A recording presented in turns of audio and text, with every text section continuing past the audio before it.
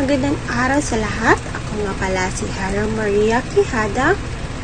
Ang panahon ng aktivismo sa Pilipinas mula 1960 at hanggang 1972 ay isang makulay at mahalagang yugto sa ating kasaysayan. Nagbigay daan mas mataas na kalamayan ng Pilipinong hangil na kanilang kalagayan sa lipunan.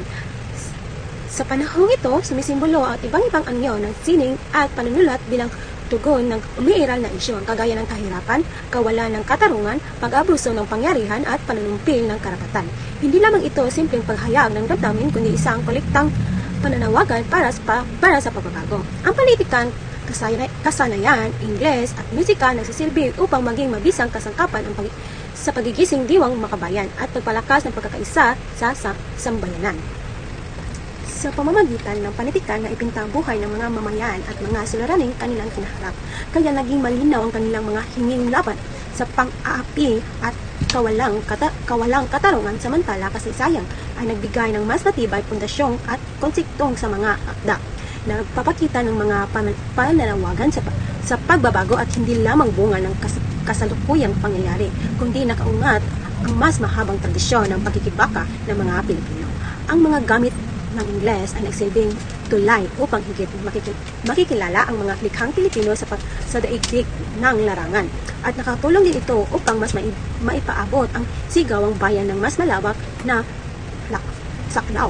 Higit pa rito, ang musikang nagsilbi tinig damdamin, himig ng pagkakaisa at pag-udyok ng mas matatag na pagkilos tungo sa pagbabago. Ang panahon ng aktivismo ay nagpapatunay ng sining at panunulat ay hindi lamang likhang panitikan o pag-aliw, kundi kapangyarihan sandata laban sa pananupil at kawalan ng katarungan.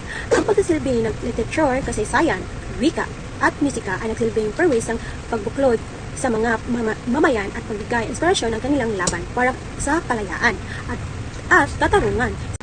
Sa pamagitan nito, higit natin kaunawaan na ang aktivismo ay hindi lamang simpleng pagkilos sa lansangan, kundi mas malawak na kilusan ng kaisipan at damdamin na nagangkla ng sining at kulturang kasambayang Pilipino. Ang literatura ay hindi lamang kwento o tula, kundi nagsisilbing sandata ng katotohanan. Ito ay nagiging testimonya ng buhay ng mga Pilipino, mga karanasan ng pagdurusa, paghihirap at gayon din ng pag-asa.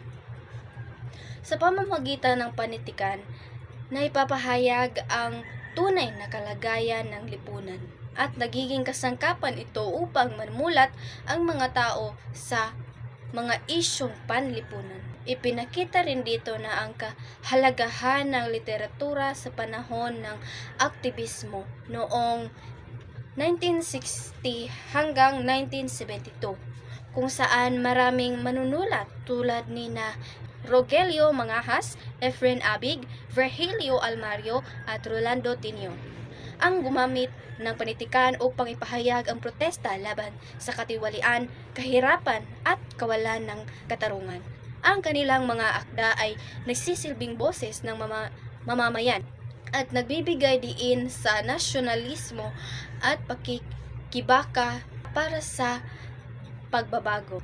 Sa kabuuan, makikita na ang literatura ay hindi lamang para sa aliw o libangan, kundi ito ay makapangyarihan para ipahayag ang karapatan at gisingin ang damdamin at kamalayan ng mga tao.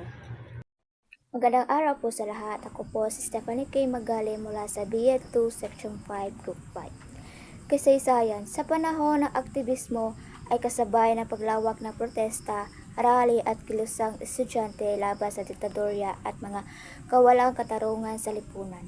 Ang mga manunulat ay hindi lamang mga artista kundi mga saksi at mga kalahok din sa kasabay na kasaysayan. Halimbawa, si Rogelio Mangajas ay simulat ng duguang placard na sumasalalim sa badugong rally noong panahon.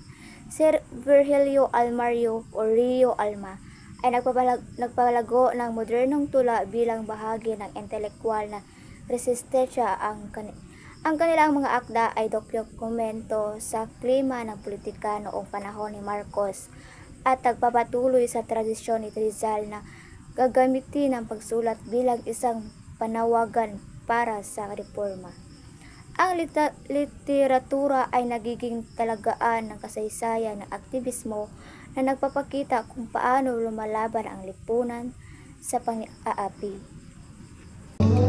Ang Ingles ay mahalaga sa pagsasalin at pagkikilala ng panitikang Pilipino sa buong mundo. Sa pamamagitan nito ay iuugnay ang mga klasikong akda ng kanluran at Pilipinas. Halimbawa, isinari ni Rolando Tinio ang mga tula ni Shakespeare. Si Virgilio Almario naman ay Nole at El Filibusterismo. Dahil dito, maraming akda Pilipino ang kinikilala at pinapahalagan sa pagdaigdigang saklaw. Ang Ingles ay tulay. Pinapakilala nito ang panitikang Pilipino sa mundo at dinadala naman ang mga klasiko sa mundo sa mga Pilipino.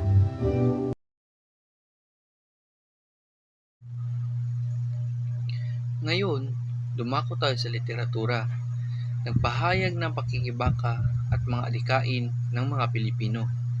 Kasaysayan, nagbigay ng konteksto ng pangangapi at aktivismo na nagbigay inspirasyon sa mga akda. Ingles, nagsilbing medium para sa pagsasalin at pandaigdigang pagkikilala. Musika, nagbibigay buhay sa parehong mga revolusyonaryong mensahe na nag-iisa ang mga tao sa damdamin. At yun lang po, maraming salamat.